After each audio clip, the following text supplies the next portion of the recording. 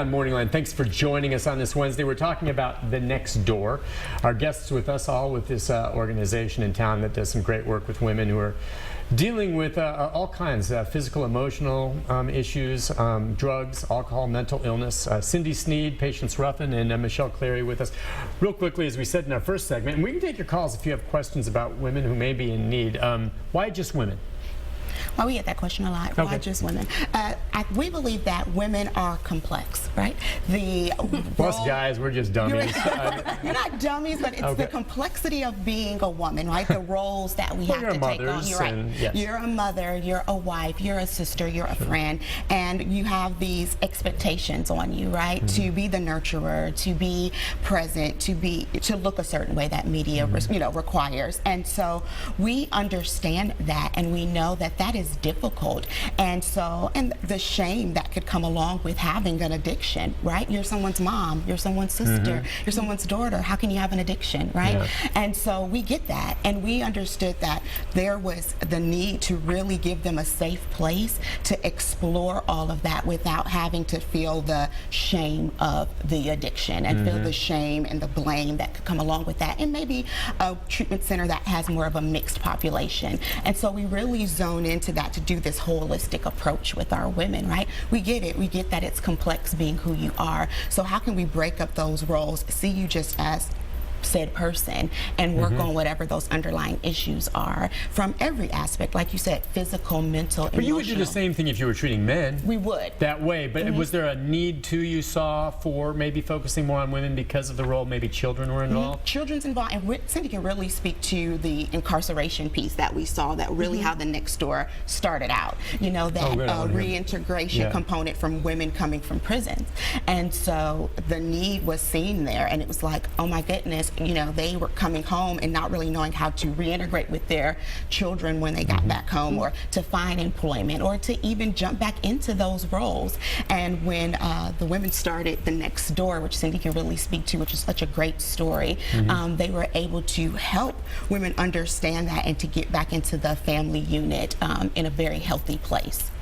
Talk about that. I mean, I'm curious then. So she was referring to how it started because of the reintegration of women coming out of prison or jail to get back to their families? Well, The Next Door literally started to serve women who are coming out of incarceration settings, jails, prisons, in our state, where women were coming back into the communities without the kind of support they need. Like, if you've got a felony, it's very difficult for you to get employment or get appropriate housing. And again, there weren't services really there for women as much, because what you're describing is the same for any felon, regardless of the gender, when they get out. Yes, and that need was specifically what they did. The original founders of The Next Door did a significant community needs assessment, and over again, people said, don't duplicate the services that are already out there. But one group that emerged through all of those, just over 30 community assessments, meeting with people in the community, and they said there's one group that keeps emerging as a high need area that's underserved, and that's women coming out of incarceration. Gotcha. Well, as we started taking this apart, one of the reasons, not surprising to you or any of us, that most women in our state go to jail or prison as a direct or indirect result of drugs. So they lose their children, or they lose their jobs, and they lose their livelihood, and they lose their lives over drugs. So women were not getting treatment, so they were going and serving their time, but they still didn't have the skills to survive and manage this disease on a day-to-day basis without being able to get some sort of treatment or recovery support. So that's how The Next Door was started, and over time we developed relationships with the women. Many of them would struggle after they would leave the programming because they still needed more support, as in they needed treatment, more intensive treatment to manage the disease. So that's how The Next Door got into treatment services. And we began providing residential treatment a few years after we started our original, and our mission is still the same. We're just deepening our commitment to serving women in general, not just women who are coming from incarceration. We'd like to prevent women from going to jail in the first place. Well, you know, and laws have changed, and now they're prosecuting women who do drugs when they're preggers. Well, that has recently been sunsetted. We are so thankful I know, for that. now, but well, no, I just saw the other day that there was another. What do you mean sunsetted? Because there's another woman. I forget what county it was that was being brought up on some type of charge. I'm not sure if after the child was born or whatever. But I mean, I know, and I'm not, advocating one way or the other. But I just know that that's another issue you guys are gonna have to deal with. Well, we would always advocate for treatment. As Yeah. opposed to incarceration, and giving the woman a chance to get her life together and Sure. keep the family unit together, the family together. The law itself has changed as of July 1, but I assume that each municipality, any Right. particular group can determine what their particular laws in a county are. But in terms of mandatory reporting for a woman testing positive during her pregnancy, that's no longer the case in our state. But your goal then, of course, would be when you see some of these women that come to you that are pregnant, is do what you can to get them weaned off it as quickly as possible so they're not doing the drugs while they're pregnant, right? Right. And they want to do that, right? They do. That just tells you how great an addiction it is that, a mother carrying a child obviously cares greatly for that child and yet can't stop doing it. Correct. Right? So how do you, when you talk about weaning the drugs, if there's a mother on some type of narcotic and she's pregnant, do you have to deal with her a little differently in terms of getting her off it, or do you still use some of those weaning drugs? Absolutely. We do use some of the weaning drugs, but there are different philosophies out there as to how to treat pregnant women that are addicted to opiates. Yeah. One philosophy is that you maintain them on doses of the buprenorphine or doses of the opiate drug until they deliver, because sometimes reducing it too fast or taking someone off of it completely can induce labor, can induce problems with the baby, miscarriage, things like that. So we kind of have developed a process where we do it both ways. So depending on how the woman responds, how long of an addiction she's had, her choice.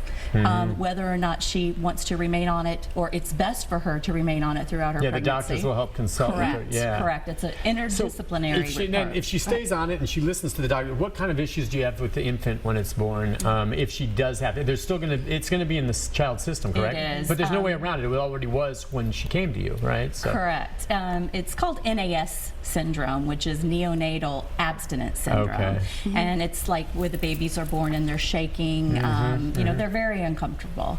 But then So- will it pass as they too then go through a detox? Yes. They get small doses of morphine when they're infants to help them also detox off of That whole these thing drugs. is just crazy, isn't it? Infants having to be given morphine, which I understand is medically needed, but it's just like, bleh. Yeah, and that's one of the reasons why the law is so important to consider where a pregnant woman is concerned, because we know that many women would refuse medical care because of the fear that because they couldn't stop using it, they would test That they positive. would test positive. And they may lose that baby. I hear you. And Yeah. so some of those women who have a desire to stop using would try to do this cold turkey, as you were referring to And earlier, and that can put the baby in significant distress and could actually kill the baby and could have significant harm to the mother. So, clarifying that's really important so women don't have to be afraid to reach out for help now. They can come forward and say, I have a problem and I need help with that, and can you help me and my baby? And we can do that together at the same time. Let's take a call from Brian. Hi, Brian. Good morning. Good morning, Brian. What's on your mind? I want to say good to all the good work that these ladies are doing. Thank you. Yes, thanks Thank so you. much. And that I think they're doing a lot of good work, and that keep it up. And it's got to be tough. Oh yeah, I mean, but what you see, he's right. I think the same thing. When you see some of these women come through. By the way, I wanted to touch on them. When they do come, they don't have the resources to seek this financially themselves most of the time, I assume. So how do they qualify? And then the money, you're a nonprofit, right? That's right. So they're referred, and how's it paid for?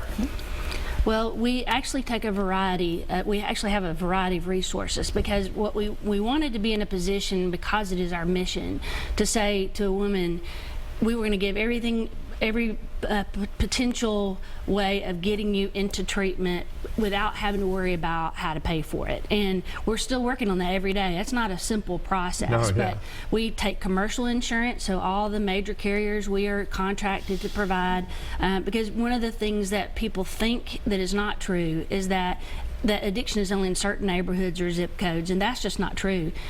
Whether you're in Belmead with a trust fund, or you're, in North Nashville and have no means to pay for services, we want to serve all of those women. And so we have commercial insurance, we have teen care, we take most teen care, and we also have some indigent funds. And we do fundraising throughout the year with community foundations, as well as through individual donors and churches, and trying to raise money so that any woman can get the care that she needs. Right now, as we speak, are the beds full? No, we have space. You have space. Is that good? So Yes. sometimes you are full. Do you have to turn some people away sometimes if you're full capacity? We try not to turn anyone away. Okay. That is our goal always. That's noble. Yeah. Right. Of course, there are those moments where there might be where we might have to do that, but we work so closely with other agencies in the community, and so if we have to find you somewhere to get you safe to start working on that recovery process, we will do that. And you guys are located here, and I know you have a new facility, I guess relatively new facility, right? Which 2 we can years talk old. about, 2 years old. But do you take patients just from around here, or could they come from anywhere in the state? They can come from anywhere in the state. They can come from anywhere. We have people who come from Las Vegas. We have people who from North Carolina. Yeah. They'll be referred. Wow. Okay, listen, on that note, we'll take a quick break. Be back with more and more of your phone calls at 737-7587 right after this. Stay with us. So